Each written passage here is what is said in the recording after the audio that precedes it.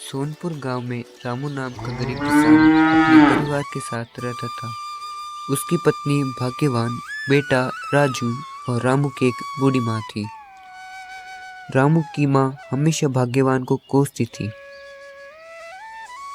माँ, मैं कुछ काम से बाहर जा रहा हूँ, आते आते देर हो जाएगी। ऐसा कहकर रामू निकल जाता। दोपहर का समय था। भिक्षाम देहि। बहू, जाकर देखना दरवाजे पर कौन आया है। भाग्यवान दरवाजे पर पहुंचकर देखती है, एक बूढ़ा साधु दरवाजे पर खड़ा है और बहुत दिनों से भूखा हो ऐसा लग रहा था। प्रणाम साधु महाराज। बेटी, मैं बहुत दिनों से भूखा हूँ। घर में कुछ खाने को हो तो दे दो बेटी। इतने में बूढ़ी माँ बाहर आ जाती है। भाग्यवान, रहने दो, इस साधु को कुछ मत देना।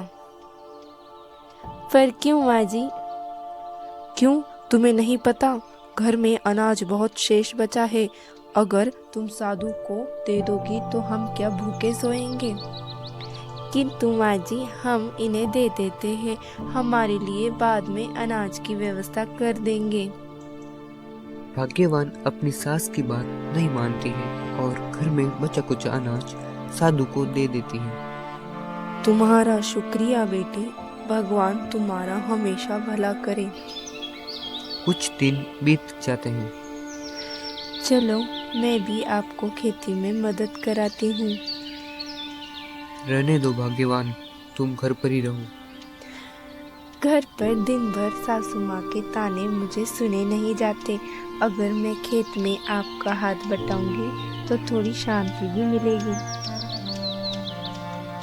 रामू और भाग्यवान दोनों खेत में खेती करते हैं। एक दिन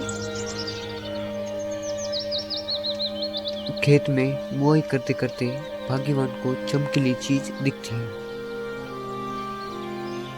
भाग्यवान उसके नजदीक जाती है तो वहाँ एक सोने का मटका होता है और उसमें से देवी प्रकट होती है। हे बालिका, अगर तुम्हें यह अनमोल चीजें चाहिए तो तुम्हें मैं 2 पहेली पूछूंगी, उसका सही सही जवाब देना पड़ेगा। आज तो मेरी किस्मत ही पलट गई। मैं पूरी कोशिश करूंगी, किंतु तुम्हें एक भी जवाब गलत नहीं देना होगा। अगर तुमने जवाब गलत दिया तो तुम इससे वंचित रह जाओगी। तो मेरी पहली पहेली है, ऐसी कौन सी चीज है जो है तो सोने की लेकिन सोने से बहुत सस्ती है?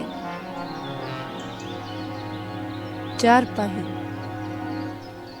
बताओ। दिन में मरा, रात को जिया, अब तो बूझा मैं हूँ कौन? मुझे लगता है इसका जवाब दीपक है।